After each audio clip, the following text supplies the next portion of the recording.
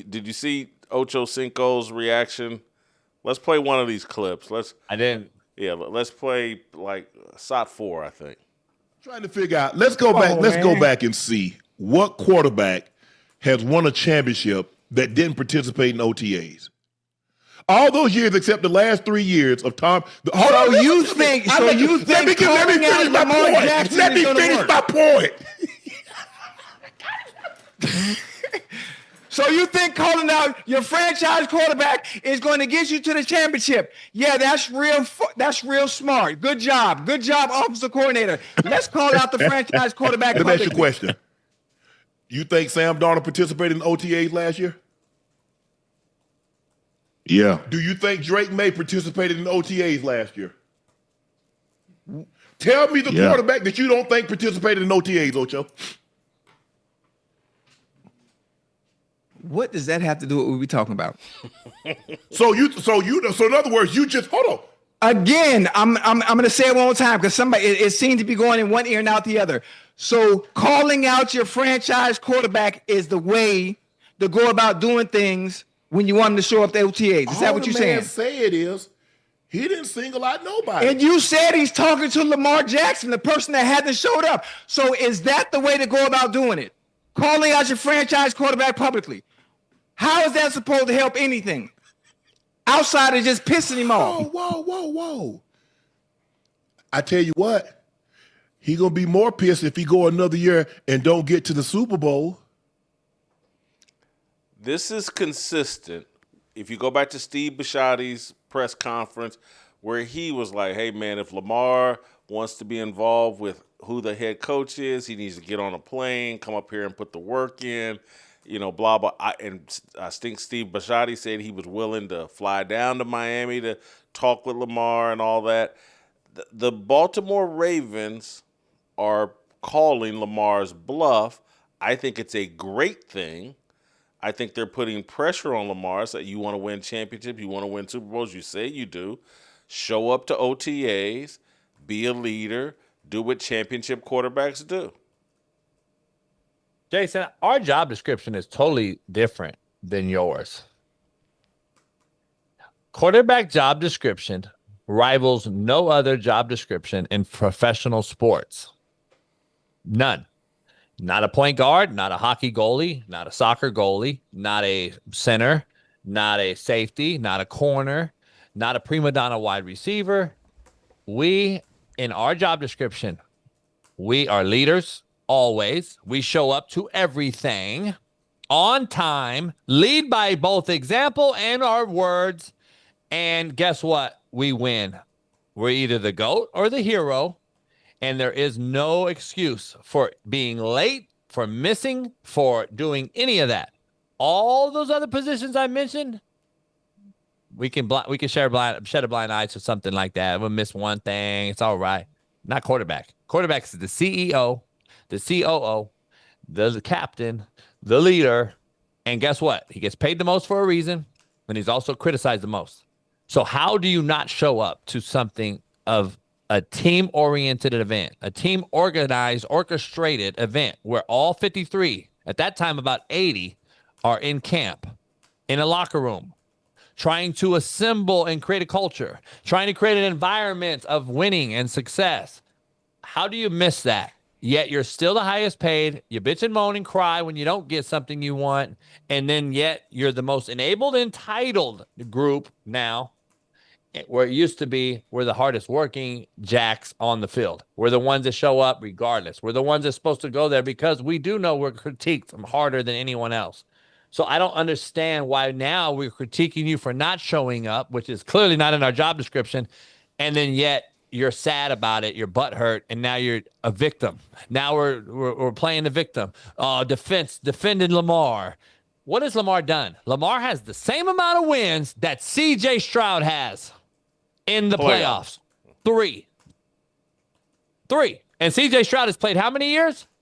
3. Lamar's played 8. Just do the math. It's not really hard. Harbaugh won a Super Bowl with who? Oh, not Lamar. Lamar's won how many playoff games with Harbaugh? 3. Yet who got fired? Harbaugh or Lamar? It's not in our job description, Jason. You can't just sit here and ask for your cake and eat it too every single day. And then when it goes bad, it's someone else. Mark Andrews dropped the ball. No, I'd argue that you underthrew a 6'6" tight end and you threw it to the ground and you made a 6'6" guy go all the way down here and make a miraculous catch that was behind him. When all you had to do was throw it in front of him right here and the game's over, you win. But you couldn't even do that. But you can't be critiqued now? Oh, I play with Ochocinco, of course. It's crazy, the defense that some of these guys go out here and go on a limb for. When they were just bashing Sam Darnold, he was at the Jets, remember? Oh, he's horrible. He won 30 games in 2 years. And we're still not going and saying that it matters when you go grind, work hard, do the little things that a quarterback in his job description is expected to do. It blows my mind. Well, and this is where I go. You say white coaches have failed the black quarterback. I'm saying, okay, maybe there's some truth to that. But black people in the media, black former players, they're failing black quarterbacks. Well, white liberal media is killing us too. White liberal media is killing it too, because we could argue that you bring up points all the time. The white liberal people are the ones controlling the Stephen A. Smiths at ESPN and the Eggers and all those guys, Iger or whatever, all those guys. I would say that's the puppet, and then the puppet master, and then the puppets are then Ryan Clark, Shannon, and all these guys who are just echoing it. Mina Kimes getting a vote. Come on. All those things are what's being spewed down on us is what I believe, but I get your point. And would you not say, though, like Ocho out here arguing passionately, and there will be others, that how dare Declan Doyle, he's just 29 years old, he's never called an NFL play, how dare he say Lamar should come to OTAs? Again, Lamar may not even be thinking that way, but we're baiting him into thinking that way and telling him he should think that way. Here's the macro take on it. All the time he's not there with his team, with the guy that's actually going to coach him. Now, by the way, his quarterback coach for the last 4 years has been T. Martin, really good personal friend of mine, national champ at Tennessee, who, by the way, replaced Peyton Manning and won immediately. Peyton did not. T goes in there because Harbaugh had a quarterback coach for the first 5 years of Lamar's career that never played the position. He was a wideout coach at Florida University. I've known him as well. Then he gets the job because he's Harbaugh's boy, and he goes and coaches Lamar at quarterback. Well, in the offseason, guess where Lamar is? In Florida during OTAs doing what? What do you think he's doing during that time that he could be with his quarterback coach doing the things that we need to do inside this system at Baltimore to be successful? What do you think he's doing in Florida? He's probably at Tootsie's or King of Diamonds. No. He's with a personal trainer, guru quarterback coach who's teaching him all bad habits. His habits have completely gone down south. His platform, his elbow, his platform in quarterback play is down here. So when he drops his elbow, the ball goes high, where he does known for what? Ball selling on him when he's inaccurate. Instead of elbow here, driving the ball down and being more accurate, he's doing this because guess what? He's got his homie coaching him in Florida, doing Instagram videos of him throwing the ball deep. When do you do that? The most low percentage completed ball in football is what? The deep ball. And that's all you see these dudes doing. That's what the Quincy Averys of the world, another fraud who never played the position. D2 wideout. That's similar to your Stephen A. Smith basketball take. He's a D2 wideout coaching Deshaun Watson. And all these guys, guess what? You didn't train them and coach them when they were babies. You coached them when they were already grown in the NFL. That's not called coaching. That's called coddling. That's a yes man telling them, yeah, man, let's do it for the gram. Instead of coaching them and cussing them out and getting in their butt and their rear end and telling them, no, that ain't the way you do it. Get your ass drop. I need you 5 yards on a 3-step drop. Damn it. Nah, we're cool. We're boys. We're doing that. Then they go to Baltimore, Jason, late. They miss OTAs. Lamar gets there, and now T. Martin is trying to get him coached up and getting passionate about it. And then he's like, well, man, what are you doing? Why are you yelling at me? This is the culture we're creating with the quarterback position. It's ridiculous, man. And I don't understand why people don't see it macro level wise, but I do understand because most people out there have no clue what I'm talking about. And all they do is bet on apps and they're fanboys of their city team or whatever, or they make it a racial thing, whatever it is. The fact of the matter is, it doesn't matter. If you can't take coaching, then we're already behind the 8 ball. And obviously you're seeing guys leaving the position right now. Head coaches are leaving every day in college, Jason. They don't want to do it. I've talked to so many lately in the last 4 days alone. They don't want to do it. They don't want to coach these coddle babies. They don't want to deal with these coddled enabling parents. And the coaches at this point are just taking a bag and basically saying, whatever, do what you want to do. Bill Self's allowing guys to tap out in college hoops. I mean, come on. They don't want to be there. Bill Self's the next one to get out. I'm just telling you right now. It's a bad situation in sports right now. American sports are dead. I've been telling you guys. So I want to play you this clip of Declan Doyle at the press conference they had at their offensive coordinator, defensive coordinator, maybe special teams coordinator as well.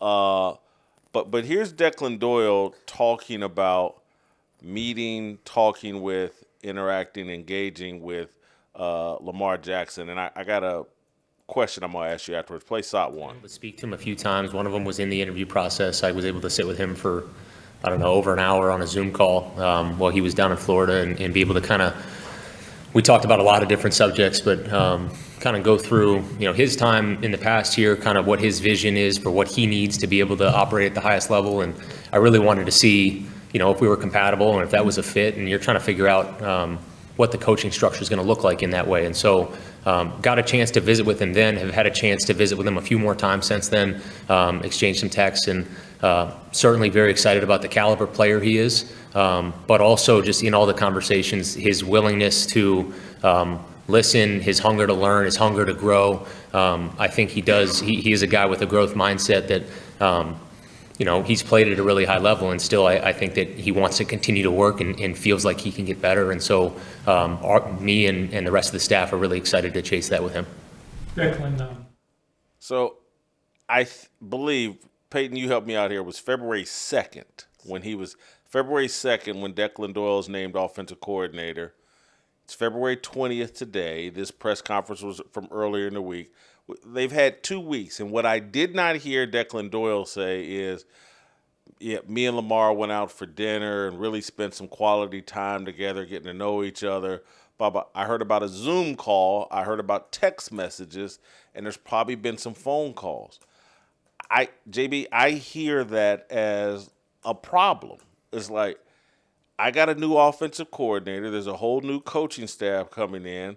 I'm headed into year 9, I believe. I haven't won a Super Bowl. They just rearranged the coaching staff. I'm getting a new offense.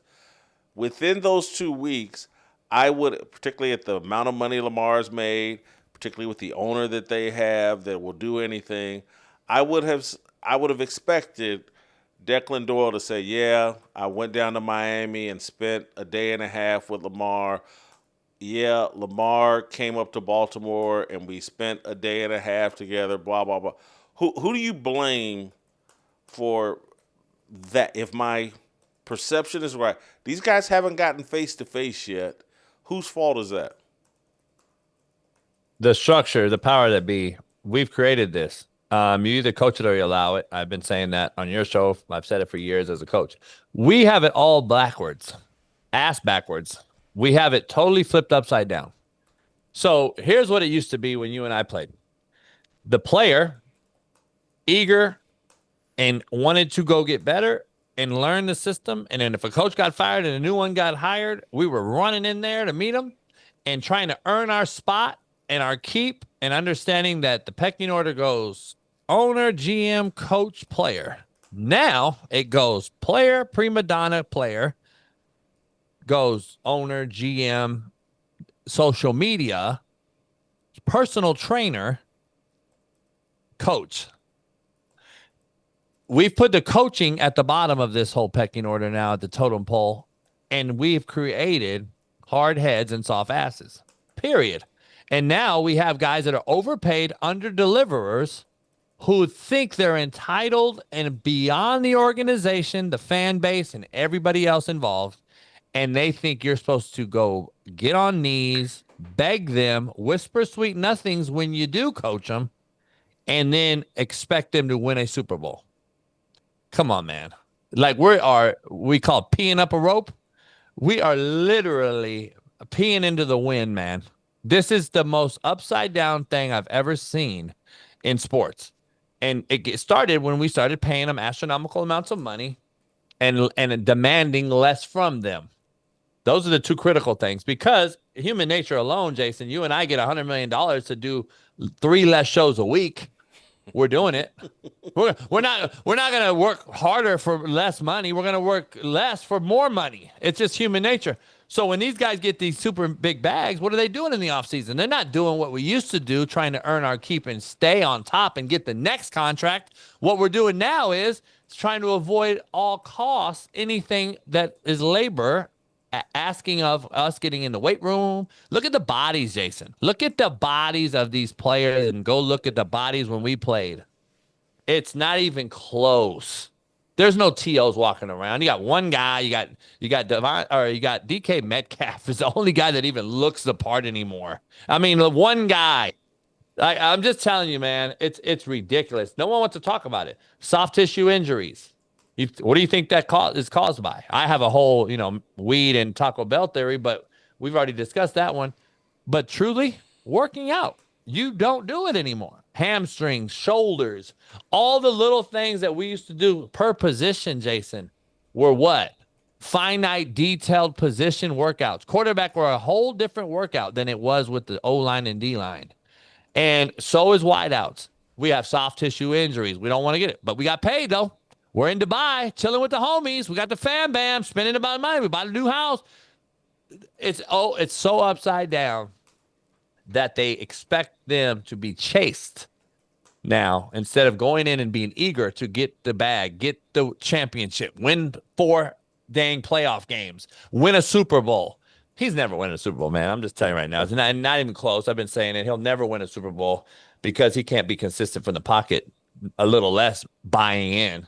And I just think whoever takes over that job has to be, they're so coddling, they're so enabled that these coaches are now so scared. They walk on eggshells to even criticize their star quarterback, that they're so scared. Look how young and wet behind the ears that kid looked talking right there. That kid's going to demand Lamar Jackson to go be great. We're hiring kids, Jason. Back in the hood, guess what we used to say? Babies raising babies. What's the difference? What's the difference?